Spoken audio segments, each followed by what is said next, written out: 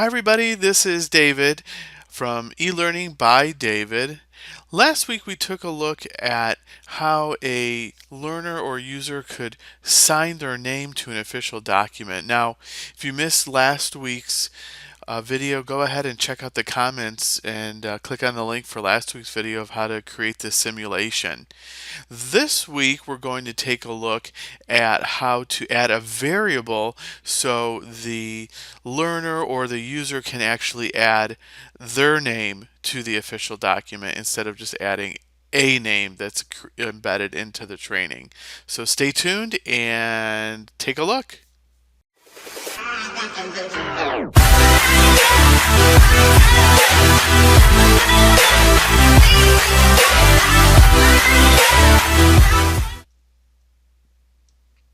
All right, I've done a little bit of preliminary setup here. I've got a slide created before the signature that you saw in the introduction where the learner will enter their first and their last name. So let's go ahead and get started. We're going to go to Insert and we'll go to Controls and then we're going to select the data entry. And I'm just going to put a data entry box here next to the first text box.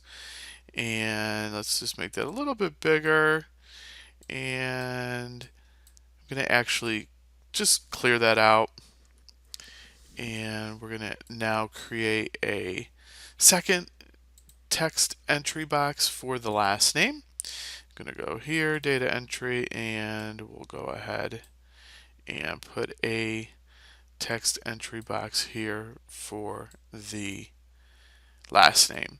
So there's a couple of things you want to do.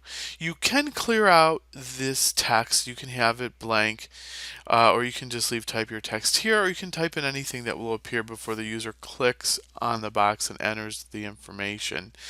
But the important thing here is getting the variable set up. So Storyline will actually create a variable automatically when you create a text entry box. So what we want to do is we're going to actually want to go to the variables and name them. So go to the variable button, which is here, this X, and I'm going to double click on just the text entry, and I'm going to type in first and click OK. And then the text entry 1 was the last name, so I'm going to double click on there and we'll type in last and click OK, and then click OK. Now I do recommend that you also rename the what do you want to call it? I'm sorry, on the timeline you want to rename the text entry boxes. So we've got the first highlighted here, so we're going to just click and name this first text entry, and then we'll go up here and type in last text entry. It's always good to have your timeline updated with your with the name of what each object is for, especially if a lot of time goes by and you revisit a project, especially if it's a longer project, it's easier to determine what is what. So I'm going to actually click on the slide here, which is the simulation of the signature. And as you can see, I do already have set up the first and the last name. And to create a text entry with the variable, you put the percentage sign and then the variable name and then the percentage sign, and then you also do that for the last name. So as you can see here, it's percentage, last, percentage. Here it's first, percentage. Oh, I'm sorry, it's percentage, first, percentage. And I just want to point that out because the percentages on the slide overlap. So you can't see both percentages signs. I did adjust the timing a little bit. I wanted the last name to come in just a little bit after the first name. So I did put that about a half a second after the first name starts.